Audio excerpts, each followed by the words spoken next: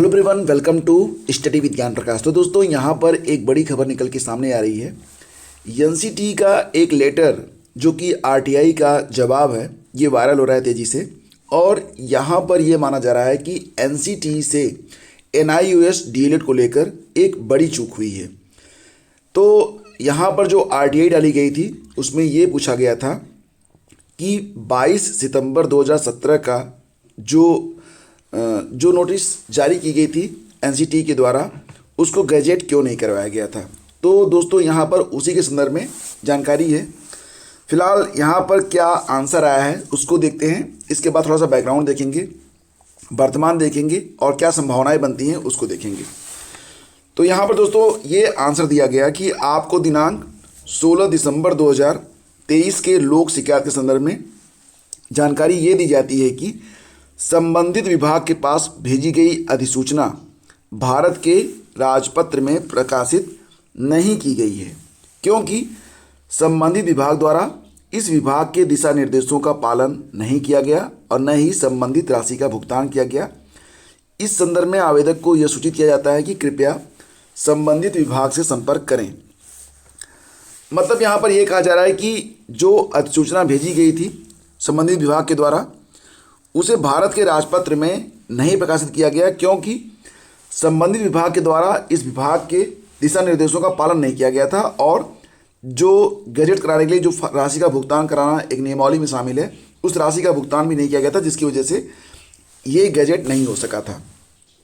दोस्तों, जैसा कि आप लोग जानते हैं कि एक महीने पहले सुप्रीम कोर्ट की ओर से एक आदेश आया था और इस आदेश के तहत ये माना गया था कि जो भी एनआईओएस डीएलएड के स्टूडेंट हैं जो इन सर्विस में रहते हुए एनआईओएस डीएलएड को पूरा किए हैं, वे लोग तो मान्य होंगे, मतलब उनकी जो जॉब है वो चलती रहेगी।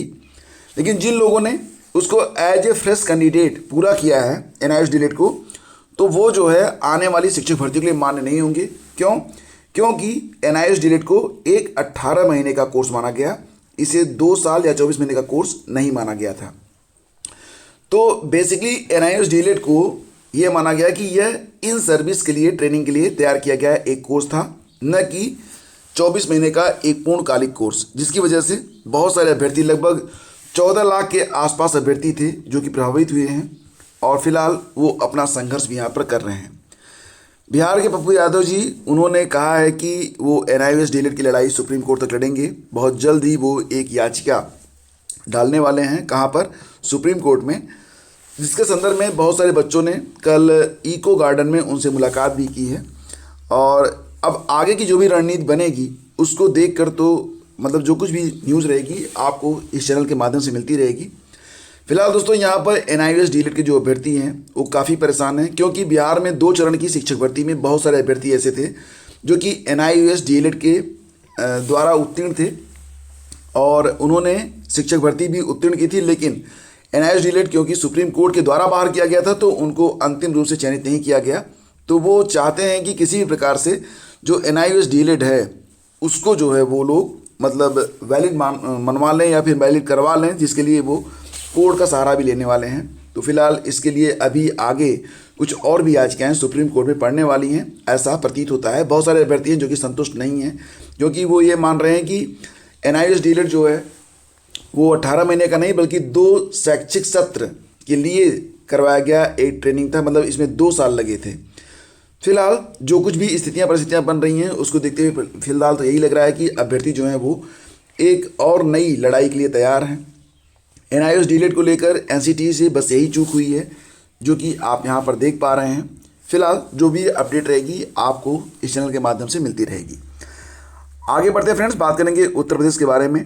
तो यूपी से एक भर्ती आने वाली है, जिसमें समूह ग के रिक्त पदों पर भर्ती के लिए उच्च शिक्षा निदेशालय ने विवरण मांगा है। फिलहाल अभी जो है राजकीय महाविद्यालयों में जो समूह ग के पद रिक्त हैं वो 77 पद रिक्त हैं, लेकिन पिछले कई वर्षों में ये जो आंकड़ा है काफ़ी पुराना है। वर्तमान सत्र में देखा जाए तो बहुत सारे समूह ग के जो कर्मचारी थे राजकीय महाविद्यालयों में, या तो उनकी डेथ हो चुकी है या फिर वो रिटायर हो चुके हैं, यानी कि कुछ और भी पद यहाँ पर रिक्त हैं। तो जितने भी पद रिक्त हैं उनके सापेक्ष प्रदेश के राजकीय महाविद्यालयों में समूह ग के लिए भर्ती की तैयारी शुरू की गई है। सूबे के सभी महाविद्यालयों से समूह ग के रिक्त पदों की जानकारी मांगी गई है। उच्च शिक्षा निदेशालय की तरफ से इसके लिए अलग से प्रारूप जारी किया गया है, जिसमें समूह ग के अंतर्गत रिक्त पदों को शीघ्र भरा जा सके। तो राजकीय महाविद्यालयों में लंबे समय से खाली समूह ग के रिक्त पदों पर भर्ती के लिए प्रयास चल रहा है। उच्च शिक्षा निदेशालय ने अब इसके लिए एक प्रारूप जारी करके ये जानकारी मांग ली है कि कितने पद आपके यहाँ रिक्त हैं, और पूरा डेटा जब कलेक्ट हो जाएगा तो ये डेटा UPSSC को भेज दिया जाएगा, और इसके बाद जो भर्ती की प्रक्रिया होगी वो स्टार्ट होगी। आने वाले कुछ महीनों के अंदर समूह ग के रिक्त पदों पर भर्ती का विज्ञापन UPSSC जारी करेगा। इस कारण विभागों से रिक्त पदों का विवरण मांगा जा रहा है। शासन की तरफ से जारी निर्देश के बाद उच्च शिक्षा निदेशालय की तरफ से भी रिक्त पदों का विवरण एकत्र किया जा रहा है। हालांकि कुछ महीने पहले जो जानकारी मिली थी उसके मुताबिक 77 पद थे, लेकिन फिलहाल तो संख्या डेफिनेटली बढ़ेगी। तो दोस्तों यहाँ पर समूह ग के लिए जो एलिजिबिलिटी होती है, फिलहाल पहले तो ये इंटर पास था, अब देखते हैं कि इस बार क्या एलिजिबिलिटी रखी जाती है। खैर, अभी जो भर्ती है उसका विज्ञापन आने में 2-3 महीने का समय है। जब विज्ञापन आएगा तब मैं आपको पूरी जानकारी उपलब्ध करवा दूंगा। फिलहाल एक उम्मीद है कि राजकीय महाविद्यालयों में समूह ग के अंतर्गत कुछ भर्तियाँ होंगी, जिसमें पदों की संख्या अच्छी खासी हो सकती है। ये जानकारी जो है आज के कई समाचार पत्रों में जो है प्रकाशित हुई है। उप मुख्यमंत्री से मिले 69,000 शिक्षक भर्ती। तो दोस्तों यहाँ पर जो 69,000 शिक्षक भर्ती के अभ्यर्थी हैं, उन्होंने उप मुख्यमंत्री केशव प्रसाद मौर्य से मुलाकात की है और कहा कि Lucknow high court double bench में 2,000 से भी कम अभ्यर्थी याची बनकर याची लाभ मांग रहे हैं। इन आरक्षण प्रभावित अभ्यर्थियों को एक समय निर्धारित कर याची लाभ दे दिया जाता है तो मुद्दा निस्तारित हो जाएगा। उप मुख्यमंत्री केशव प्रसाद मौर्य ने सकारात्मक मदद करने और समस्या के समाधान का भी आश्वासन दिया है। पिछड़ा दलित संयुक्त मोर्चा के प्रदेश अध्यक्ष सुशील कश्यप और बाकी जो पदाधिकारी थे, उन्होंने ये मांग करी है। फिलहाल दोस्तों आपको बताना चाहेंगे कि RO के लिए अगर आप चाहें तो हमारे जो करंट अफेयर का वार्षिक नोट्स है उसका इस्तेमाल आप कर सकते हैं। देखो फ्रेंड्स, मैं आप लोगों को क्लियर कर बताना चाहूँगा कि RO में अब आपके पास समय बहुत कम बचा हुआ है। आप ये मान चलें कि आपके पास 20 दिन बचा हुआ है, क्योंकि आपको परीक्षा कब देनी है, 11 फरवरी को देनी है। तो बीच में 2-4 दिन तो कुछ ऐसे कार्य आ ही जाएंगे जब आप पढ़ नहीं पाएंगे। तो 20 डेज की स्ट्रेटजी बना के आप लोग चलिए, और इसके लिए आप लोग बेहतर होगा कि जो हमारा लगभग 2000 प्रश्नों का करंट अफेयर की एक PDF है, तो उसको आप लोग ज़रूर पढ़ लें। इससे आपको बहुत सारी मदद मिल जाएगी।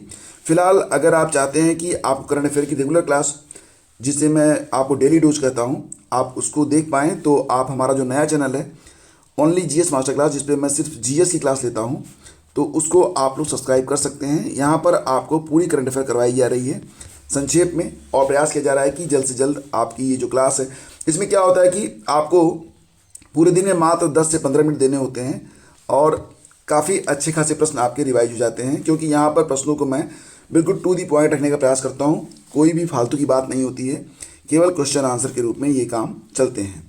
तो फ्रेंड्स, फिलहाल ये थी आज की news update. Thank you so much for watching the video. अधिक जानकारी के लिए आप लोग डिस्क्रिप्शन चेक कर सकते हैं। बहुत बहुत धन्यवाद। लाइक और शेयर कर देंगे तो बहुत अच्छा लगेगा। Thank you.